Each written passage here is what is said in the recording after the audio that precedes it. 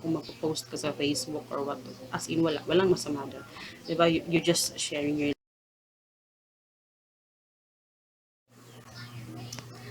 Hi guys, it's Christine and this is our family budget. So today, gusto kong pag-usapan natin, yes, tama yung nabasa ninyo sa ating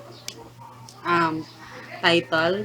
Yung gusto kong pag-usapan natin ngayon yung dalawang rason kung bakit sinisira ni Facebook yung buhay mo. And this is not a joke. Serious talaga to guys na topic. So, gusto kong pag-usapan natin to ngayon. So, but first, gusto ko munang sabihin, no, I'm not against Facebook dahil even me, gumagamit ako ng Facebook.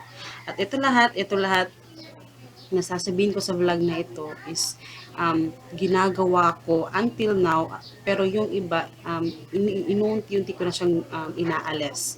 So, at kasi na-realize ko din na talaga isa siya sa nagiging rason kung bakit tayo isinisira ni Facebook yung ating tawag dito, yung ating everyday life. So, ayun. So, once again, sasabi ko sa inyo, hindi ako perfect.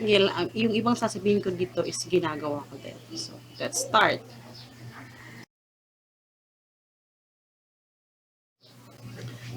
So, unang-unang dahilan guys is yung ating insecurity at ating inggit sa ating kapwa. So, kung napapansin niyo while nagba-browse kayo sa Facebook, syempre, alam na natin yan, di ba? Parang everyday, parang ano na siya sa ating daily lives, parang kasali na talaga siya. Nag-Facebook tayo, ganon. So, kasali na siya sa ating routine everyday.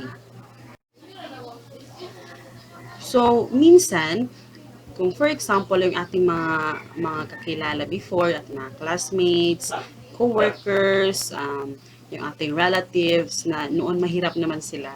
Yung nakita mo sila noon, kapos na kapos naman sila, pero sa kanyang mga post, yung nakabakasyon siya, nakita na siya ng Boracay, kasi di ba, ngayon sa generation ngayon talaga kung saan ka pumunta, kung may mga magagandang talagang selfie, 'di ba? Ganon. So sa atin, sa ating sarili, hindi natin napapansin na yung iba in denial, na insecure sila. But actually, you are really insecure dun sa iyong kaibigan or what. Kasi hindi mo lang siya inaamin sa sarili mo pero insecure ka. And I'm very much guilty. Nagiging insecure tayo in a way na parang bakit sila? Bakit sila nagbabakasyon, pero kami, bakit tayo hindi? For example, is summer, bakit sila pupunta sila sa mga beaches, ganon, pero tayo nandito lang tayo sa bahay, team bahay lang tayo, diba? So, yun yung ating mga insecurities. Tapos, yung naiinggit tayo kasi parang mas marami silang pera kasi sa atin, yung kinukumpara natin yung self natin sa kanila. So, yun yung nagiging problema. So, dahil naiinggit tayo sa kanila, guys, pinipilit natin, doon na tayo sa number 2 na nagpapanggap tayo. So dahil sa number 1, insecure tayo at naiinggit tayo. So, ang nangyayari is nagpapanggap tayo na tayo ay kagaya rin nila. Kasi nga, di ba, kinukumpara yung ating sarili dun sa iba. So, ang nangyayari guys, mostly sa mga nakikita ko, hindi ko nila lahat, pero wala namang masama kung magpo-post ka sa Facebook or what. As in, walang masama doon. Diba? You're just sharing your life or what. Pero yung iba, hindi na, dahil sa sobrang inggit nila, dahil sa sobrang insecure nila sa sarili nila, yung iba nangungutang pa guys. Yung iba kahit wala nang ipang gastos doon sa parang pang everyday yung tawag dito, kahit kapos na kapos ka na, pinipilit mo yung sarili mo na kumain din sa labas, sa mga mamahalin ng mga restaurants para lang may maipost ka sa Facebook. Parang ganun, parang hindi mo namamalaya na sinisira niya na pala niya yung buhay mo, buhay talaga.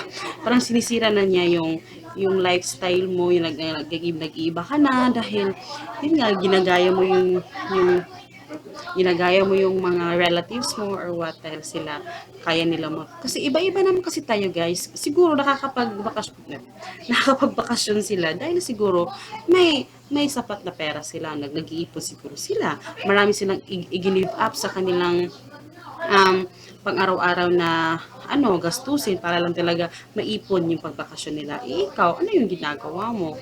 Diba? Ang ginagawa mo lang is nasa bahay ka lang, Facebook ka lang, nakahilata ka lang dyan every day. Yun yung nagiging mo. Kasi alam mo kasi guys, ito talaga, realidad talaga to.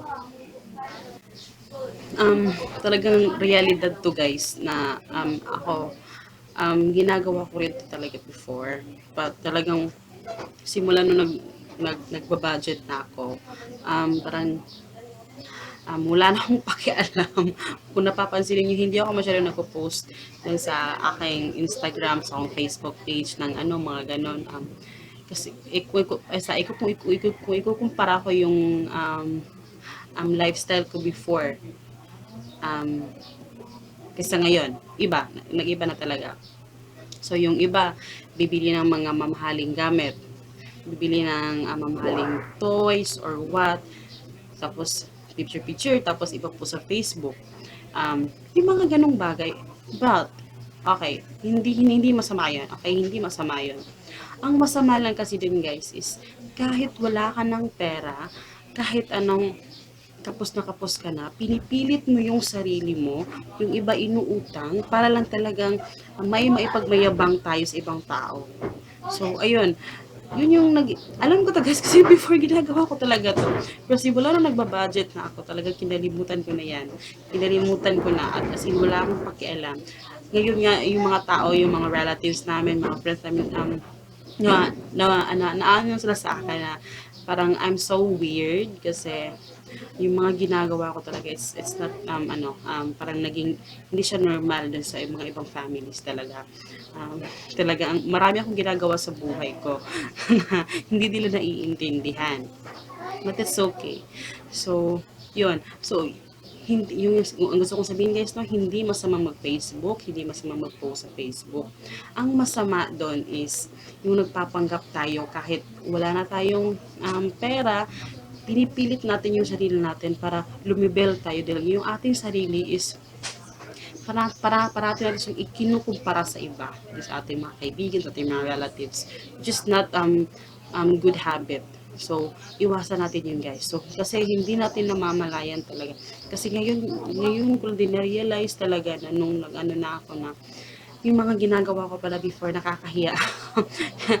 bakit kahit jeans, yung before ko, yung jeans na bigay sa akin ng asawa ko na yung mamahalin yung branded talaga. Kailangan i-post, picturean tapos i-post para may pagyabang lang. Just na-realize ko today na parang nakakahiya. Nakakahiya talaga. Sobrang nakakahiya. So, sabi ko talaga hindi ko na uulitin. Kaya ngayon nagpo-post ako yung very informative na talagang yung at least nakakatulong sa iba or parang nagpo-post lang ako para sa akin nagpo-post lang ako ng family pictures or pictures sa anak ko, yung ginagawa ng. So, yun lang guys. Sana ay walang na-offend dun sa mga sinabi ko. That is, alam ba yun? Ako, inaamin ko talaga sa sarili ko na ginagawa ko talaga siya. Pero yung mga bagay pero hindi lahat ginagawa ko ngayon. Yung iba is, talagang inunti ko ng inaalis sa aking lifestyle. So, yun, because the truth hurts, really. At nahihiya ako dun sa mga ginagawa ko noon. So, yun. Then, sana na-realize nyo din yung inyong mga kamalian. Tingnan nyo yung sarili nyo, yung ginagawa nyo everyday. Kung parati baka nakahilata, wala kayong ginagawa sa buhay, parati lang kayo sa Facebook. Okay lang mag-Facebook at least 1 to 2 hours a day. Enough na yon. Okay, wag lang yung as in whole day ka naka-Facebook. Hindi na maganda yon. Wala ka nang nagagawa dun sa buhay. Nakastuck ka na dun sa Facebook. So, yun. Yun lang guys. So, yun lang guys. I hope you guys enjoy and please don't forget to subscribe and see you in my next video. Huwag kayong makalimutan mag-subscribe. Bye-bye!